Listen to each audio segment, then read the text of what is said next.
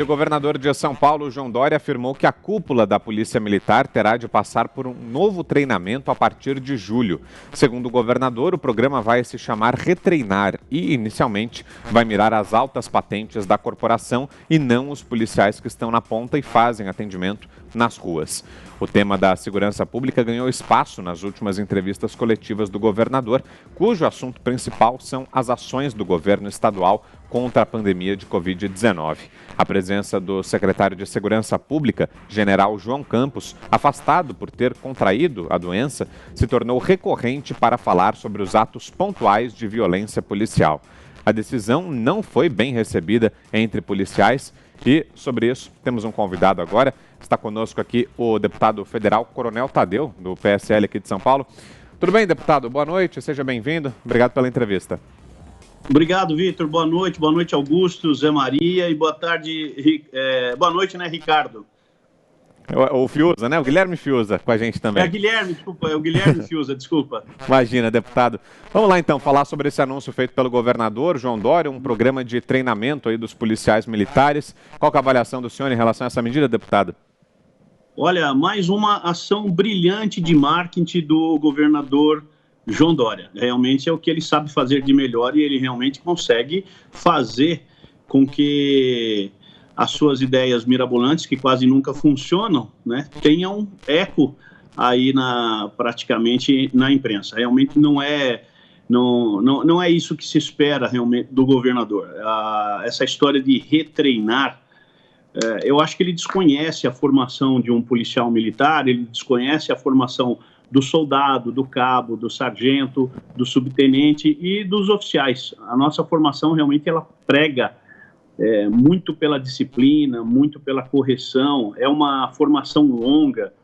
O soldado, por exemplo, vamos falar da base da Polícia Militar, ele tem 52 semanas de treinamento, né, dividido em 2 módulos, um módulo básico e depois um módulo específico, onde ele começa a sentir o calor da rua, do que é trabalhar na rua, enfrentando a criminalidade.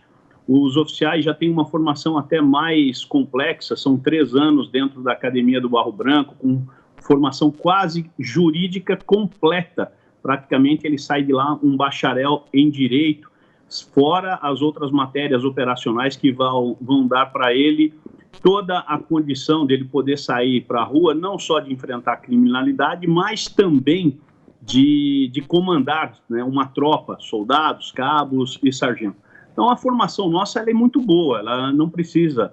E nós já temos esse retreinar que ele tanto fala, por isso que eu falo que o marketing é muito bom, mas é uma mentira, porque nós já fazemos isso todos os anos através de um EAD, um ensino à distância, que é feito durante o ano, obrigatoriamente. O policial ele tem que ser atualizado de normas, de ordens, de procedimentos, principalmente procedimentos. Se fala muito hoje de procedimento padrão, o que o soldado tem que fazer em determinado momento, e exaustivamente ele é cobrado por isso, não só na teoria, mas principalmente na prática. Ele é submetido a todos os anos a uma instrução de tiro, a um teste de aptidão física. Portanto, a Polícia Militar ela pode até melhorar. Treinamento nunca é demais. Mas dizer agora abertamente, eu preciso retreinar toda a minha polícia, é uma verdadeira papagaiada. Pergunta agora é de Augusto Nunes. Diga, Augusto. Deputado, eu gostaria de saber como é que é a imagem, o senhor deve ter mais dados sobre isso, do policial na periferia da cidade. Porque a classe média, eu digo sempre que o brasileiro da classe média, ou sobretudo os militantes políticos, eles têm uma certa dificuldade para entender que a polícia é uma instituição da democracia.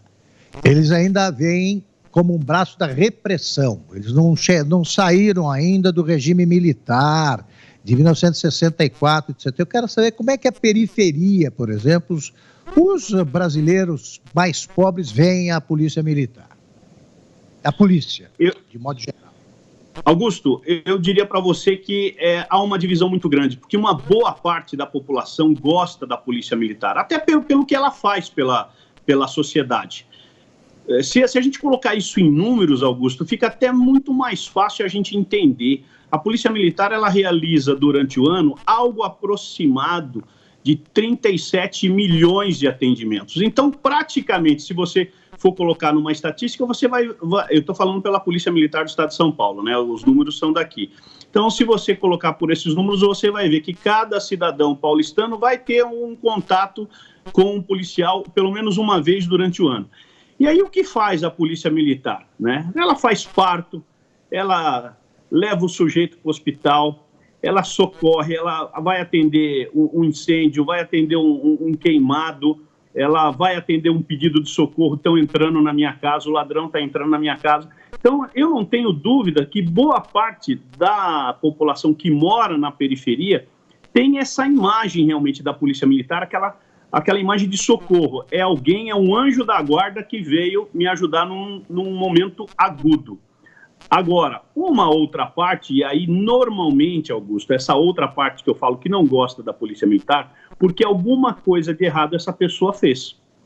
E aí, obviamente, ela tem medo da Polícia Militar de ficar tete a tete com um policial e às vezes até ter uma conversa.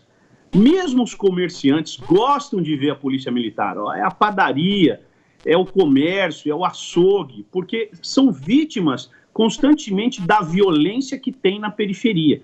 E a violência é possível até ser medida. Onde tem mais violência? Na periferia ou nas áreas centrais, né? Normalmente na periferia, a violência ela é maior. O crime organizado ele está instalado lá e ele implanta o terror. E olha, nós não podemos negar, quando a gente fala em crime organizado, ele é organizado mesmo, porque ele implanta o terror e manda no pedaço. Ele é o xerifão do pedaço. E aí ele consegue ter aquela sociedade, aquele pequeno público como refém. A sociedade hoje, ela é refém do crime organizado. Então, quando você põe a polícia militar dentro de uma área periférica, alguns vão gostar e outros vão detestar ver a polícia próxima, porque ele não pode vender a droga, né? Ele não pode circular com a bicicleta roubada, com a moto roubada, com o carro roubado. E aí essas pessoas com certeza não vão gostar da Polícia Militar e ela passa a não ter uma imagem boa apenas para essas pessoas. Quem faz a pergunta agora é José Maria Trindade. Diga, Zé. Pois é, Coronel, é um prazer falar com o senhor. A gente sempre se encontra aqui no Salão Verde, aqui pelo Congresso Nacional.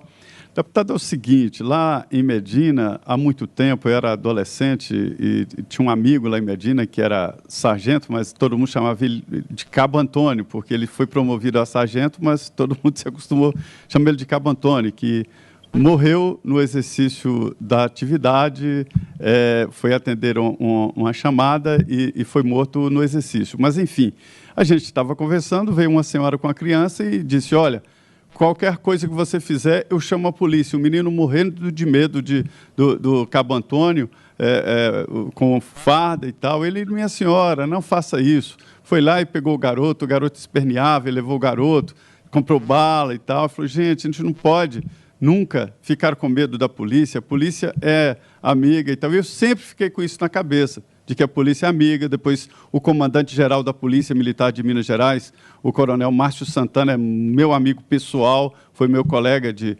escola e tal. E eu vi a formação do policial militar, vi a formação de um oficial, como o senhor disse. Quando eu descobri que a formação de um delegado da Polícia Federal, de um policial da Polícia Federal, é de 3 meses, eu falei, meu Deus do céu, a formação de um policial, 3 meses ele aprende a marchar. E a usar, a entender o que é sargento. Enfim, é um treinamento muito pesado, muito forte. O governador tem que cobrar resultados. Se os resultados não estão bons, é culpa do governo, é culpa da atuação, não é de treinamento. O treinamento vem muito antes. Neste caso aí, a gente vê que falta ao policial um apoio necessário. É preciso tecnologia na polícia. Eu não sou militar, não sou policial, mas é fácil de entender que todas as polícias do mundo estão tecnologicamente muito na nossa frente. Agora, coloca um policial para ir para uma área de conflito, para uma guerra, contra fuzis, e ele vai com... Agora é pistola, porque era revólver. Se atirasse para cima, mascava. Então, assim, há uma desigualdade. É por isso que o policial anda estressado e esses casos mostrados aí nessas imagens são exceções e são resultado de problemas psicológicos. Eu queria perguntar para o senhor o que pode ser feito diante desse problema, porque há problema. Há policiais com problemas psicológicos, sim. Nada justifica isso, a não ser que o policial está em problema. Isso tinha que ser detectado no quartel. Zé Maria Trindade, que prazer em falar com você, saudade realmente dos nossos bate-papos ali nos corredores da Câmara. E você que é da época do Cabo Medina, e eu sou da época do Cabo Moacir, da cidade de Itapevi, já falecido hoje, o Cabo Moacir. Zé Maria, você tocou num ponto principal, que é tudo o que a Polícia Militar pede o tempo todo para o governador do estado aqui de São Paulo. Primeiro que você falou claramente, nós estamos tratando a exceção pela regra. E eu acabei de dizer para você que a Polícia Militar faz 37 milhões de intervenções e uma possivelmente deu errada. Dependendo da ótica como você enxergar essa ocorrência, é muito complicado você fazer uma interpretação do que exatamente aconteceu naquele momento que o rapaz foi abordado. E aí eu não sei exatamente o que esse rapaz fez antes que obrigou aquele policial a agir de uma forma enérgica como ele agiu. É claro que hoje faz muito aquela comparação com o George Floyd lá em Minneapolis, que o policial também ali apertou o peito do rapaz ali e ele acabou morrendo asfixiado, né? E não foi o caso aqui, no caso aqui acho que de Carapicuíba, Barueri, mas de qualquer forma aquela cena, uma cena muito semelhante, acaba atraindo, chamando a imprensa realmente para um possível caso igual ao do George Floyd, o que não aconteceu. Mas o que foi que fez aquele rapaz correr da polícia?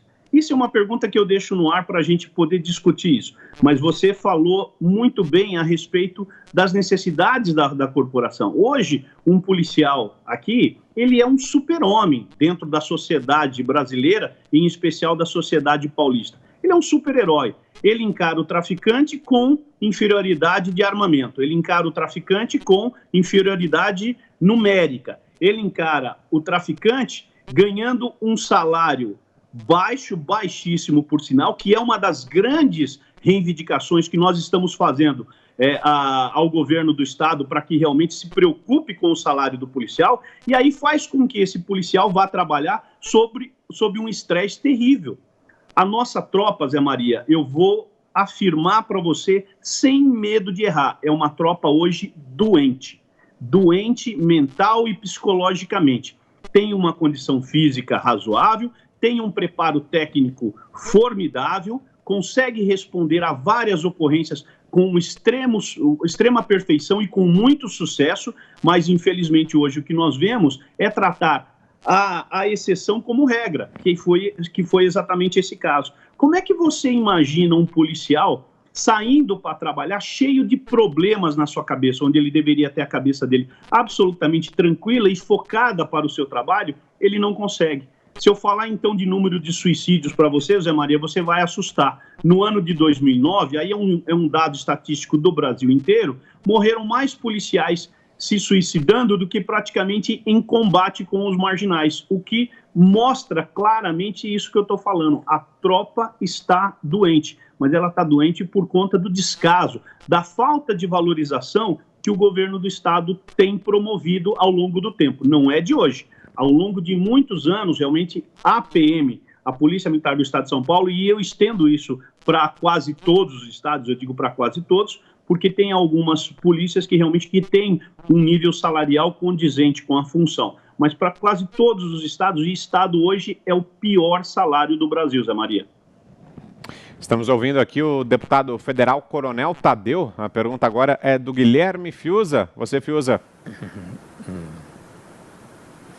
Deputado, alguns governadores usaram as forças de segurança de maneira abusiva contra a população, por conta, sob pretexto, até posso dizer, de cumprimento de medidas sanitárias, houve atos violentos. E, em determinado momento, houve a impressão de que a Polícia de São Paulo tinha adotado uma postura de se negar a chegar a esse nível de coerção, esse nível de repressão violenta, né, na sua postura, em algumas situações aí que nós vimos nas ruas de São Paulo. Na sua visão, isso de fato aconteceu? E esse programa agora anunciado, segundo o senhor, de maneira aí espetaculosa, tem alguma coisa a ver com isso ou não? Eu acredito que tem sim. Primeiro, eu acho um erro por parte dos governadores querer tratar a sua polícia como pessoal. É minha, eu mando, elas precisam fazer aquilo que eu ordeno, que vem a ordem dos seus respectivos palácios. E eu vou citar o exemplo claro, notório, todo mundo sabe disso, a Polícia Militar do Ceará, que ela foi conduzida para esse tipo de comportamento, ficar como servidores exclusivos do governador do estado do Ceará. Um erro. A Polícia Militar, prevista na Constituição, aquela que é prevista na Constituição Federal, no artigo 144, ela é uma polícia pautada pela lei, pela legalidade. E assim ela tem que ser conduzida o tempo todo pelos seus comandantes. Aqui em São Paulo, nós tivemos um caso gritante na cidade de Araraquara. Me permita, não é uma coincidência, né? É um fato. O prefeito de lá é o prefeito Edinho, do PT, e ele acabou usando a sua guarda municipal para expulsar uma pessoa que estava numa praça no momento em que ninguém poderia estar nas ruas, né? Um verdadeiro absurdo. A mulher estava sozinha na praça, não estava com máscara naquele momento, mas isso fez com que os guardas municipais daquela cidade pegassem a mulher à força e arrastassem para a casa dela e depois acabou até terminando isso tudo numa delegacia. É um fato lamentável, jamais nós podemos fazer isso, não podemos infringir o direito de ir e vir das pessoas. E naquela oportunidade, Guilherme, a Polícia Militar ela se posicionou, falou assim, olha, nós não podemos cometer atos abusivos contra a sociedade. Isso é um verdadeiro abuso. Nós podemos sofrer até processo de abuso de autoridade por parte da sociedade. E o governador, então, à época que tinha discursado que iria usar a polícia militar para retirar as pessoas da rua, 2 dias depois teve que refazer o seu discurso justamente porque esse não é o caso. Nós somos legalistas, não somos policiais de nenhum governador, nós somos policiais da sociedade com uma missão muito clara e precípua de fazer a proteção, de defender a todos os cidadãos sem distinção nenhuma. Então, portanto, Guilherme, aqueles governadores que acabam exorbitando na sua função de governador, eles correm um sério risco de sofrerem esses processos. O deputado, queria continuar aí no tema da Covid-19, mas saindo um pouquinho da segurança pública, para falar do seguinte: nos últimos dias, muita gente tem passado a defender uma recontagem até dos casos e das mortes pela Covid-19. O próprio presidente Jair Bolsonaro, na live, na semana passada, apontou ali alguns problemas nos números que são divulgados, na forma como é diagnosticada e registrada a doença, e queria saber do senhor a avaliação do senhor em relação a isso. O senhor defende que haja uma recontagem e sei que há um episódio, inclusive, muito triste aí na família do senhor, né, deputado? Queria que o senhor trouxesse isso para a nossa conversa, deixando desde já nossos sentimentos aí em relação à perda que o senhor teve, deputado. Obrigado, Vitor. Realmente, ontem eu tive uma perda muito grande, faleceu a minha madrasta, e ela faleceu no estado da Bahia, né? E realmente o que eu vou relatar para todos vocês aqui é um fato que aconteceu ontem à noite, que ela internou há cerca de uma semana no hospital, com claros sintomas de pneumonia, testada negativamente para o Covid-19, teve suas dificuldades em localizar uma UTI específica para o caso dela de pneumonia, e, na sequência, ela acabou sendo vitimada por 3 infartos, o que levou a óbito. E é claro que a tristeza existe na família nesse momento em relação a isso, mas o que surpreendeu depois a um dos meus irmãos que estava lá dando o socorro, fazendo toda a assistência, é que queriam que o atestado de óbito dela fosse por Covid-19. E aí nós não admitimos essa situação, e foi um exemplo claro que eu tenho visto. Às vezes eu até duvido realmente desses vídeos que circulam pelas redes sociais, né, onde querem maquiar os números de Covid. Mas ontem eu tive a certeza, porque o caso caiu dentro da minha casa, dentro da minha família. Então eu defendo também, já me causava dúvidas essas estatísticas de Covid, e agora não tenho a menor dúvida que agora eu gostaria muito que fosse feita uma CPI mesmo dessas mortes para que a gente pudesse saber quantos casos, quantas pessoas foram obrigadas a assinar um atestado de Covid-19 e a pessoa tinha um outro sintoma. É lamentável, mas é uma política que a gente vê que pretende denegrir ao máximo o atual governo do Jair Bolsonaro, pretende desgastá-lo ao máximo, só que usando a tristeza das pessoas para poder fazer isso. É uma prática muito ruim na política. Infelizmente, nós temos várias pessoas ainda que gostam de carregar essas malas de maus procedimentos na política, né, e subindo agora em verdadeiros caixões para fazer palanque para as próximas eleições, seja para essa ou seja para 2022. Lamentavelmente, o fato foi esse, e eu tenho que endossar esse pedido, esse anseio do presidente Bolsonaro mesmo, porque se fizer alguma CPI, eu acho que a gente vai encontrar muita coisa errada, Vitor. Sua pergunta, Augusto. Para que os nossos espectadores e ouvintes entendam melhor, deputado, como é que isso se deu? Eles vêm com um papel escrito, onde está especificada a causa-mortes, como é que é isso, para a gente entender? Justamente, para você tirar o corpo do hospital e levar para o necrotério, existe lá uma papeleta que está lá atestada a causa-morte, e ali está escrito Covid-19. E algum membro da família que esteja acompanhando tem que assinar a concordância com aquela causa-morte. E aí é que começou a discussão. Falou, opa, peraí, aqui, esse campo aqui, Covid-19, não é isso não. Ela morreu de infarto, de insuficiência cardíaca, né, precedida de insuficiência respiratória através de pneumonia. Ela não tinha o vírus, e inclusive tinha sido negativada para o vírus. Tanto é que ela não foi para uma UTI onde estavam os pacientes de Covid, porque ela não tinha. E aí estava tentando se achar uma UTI que, incrivelmente, nós temos leitos de UTI para Covid, mas não temos mais leitos de UTI para nenhuma outra doença. Se você sofreu um AVC, se você sofreu um infarto, muito provavelmente você vai ter dificuldade de encontrar um leito para te atender nessa necessidade, porque hoje colocaram, parece que todos os leitos à disposição do Covid, e esqueceram que as pessoas podem morrer de outras doenças também. Então, pode morrer de um politraumatismo, de diversas formas. E, naquele momento da assinatura, o meu irmão simplesmente ele não concordou. Eu falei assim, não, isso aqui não vai ser Covid-19, pode refazer. E aí, então, se estabeleceu aquela discussão. Então, quando a pessoa intestou, aí eles resolveram voltar atrás. Esse não vai, tipo assim, Augusto, esse não vai dar para passar, esse não colou, quem sabe no próximo. Então é muito triste você ver isso acontecendo hoje nos hospitais públicos, né, e acredito eu que isso deve estar espalhado, pelo menos pelos estados que querem realmente manchar a imagem do governo. José Maria Trindade, sua pergunta, Zé, para o deputado Coronel Tadeu. Pois é, deputado, eu vejo esse debate aí sobre quem faz o quê, e ontem mesmo o presidente Jair Bolsonaro, né, voltou a fazer um apelo aos governadores e prefeitos para abrirem o comércio. É um debate sobre, afinal, quem manda onde. Eu acho que está faltando uma coordenação nacional do Ministério da Saúde, dando diretrizes aos estados e municípios que poderiam fazer mudanças lá na base, mas está faltando. Você não sente falta exatamente desta atuação do Ministério da Saúde, que pode mandar dinheiro, né? Recentemente 60 bilhões, a conta já passa de 400 bilhões.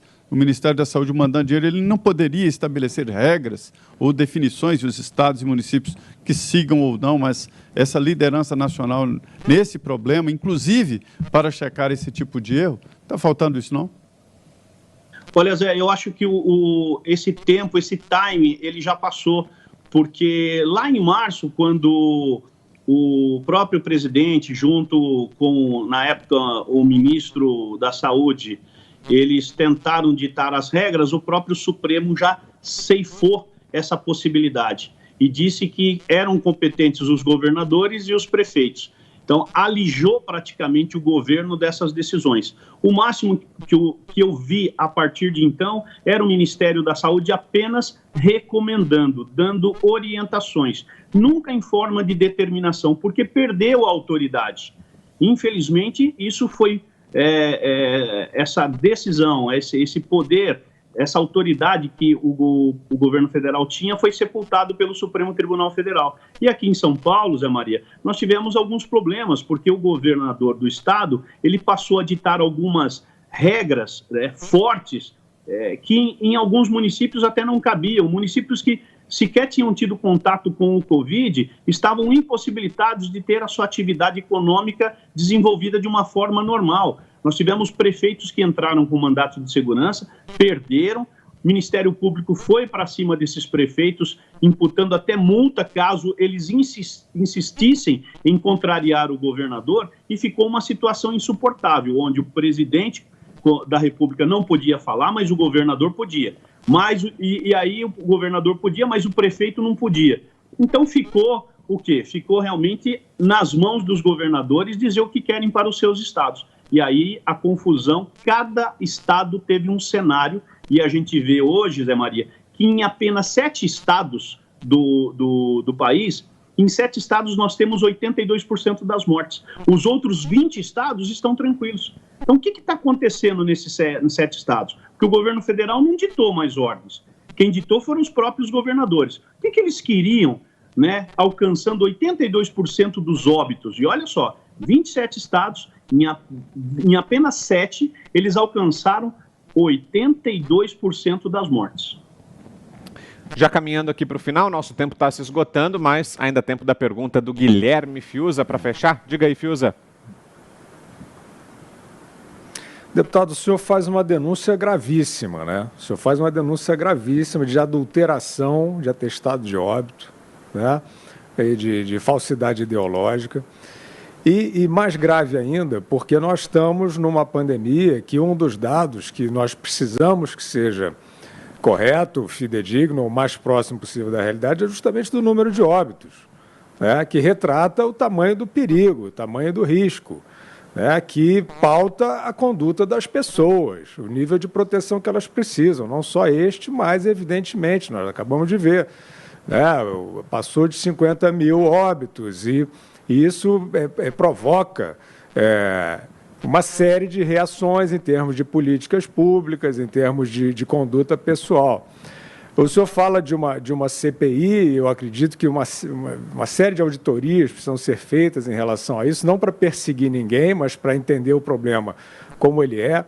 Agora, no caso que o senhor vem relatar e denunciar, sem querer também comprometê-lo com alguma informação que não seja o caso de trazer aqui, mas não seria o caso, porque assim, no próprio estado da Bahia, por exemplo, nós vimos, esse vídeo circulou, um diretor do Hospital Espanhol estimando em cerca de 40% o número de óbitos atribuídos à Covid-19, que, segundo ele, não foram por Covid-19.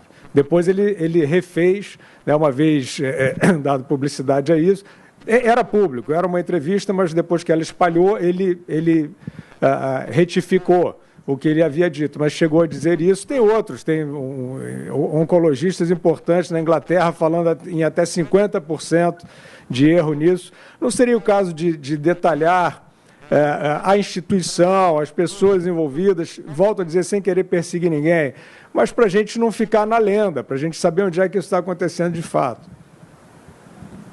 Guilherme, sem dúvida nenhuma, é preciso realmente que nós tenhamos muita franqueza, muita clareza nos dados. Um dos dados que eu acompanho de perto é essa questão da letalidade, o quanto esse vírus mata de verdade. Porque nós não temos a vacina, nós não temos a arma para combater e nós estamos numa guerra.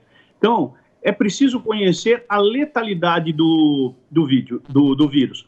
E aí você tem 2 formas de você conhecer isso. Ou você sairia testando todo mundo, e aí sim você vai ver quantas pessoas já foram infectadas e quantas pessoas morreram.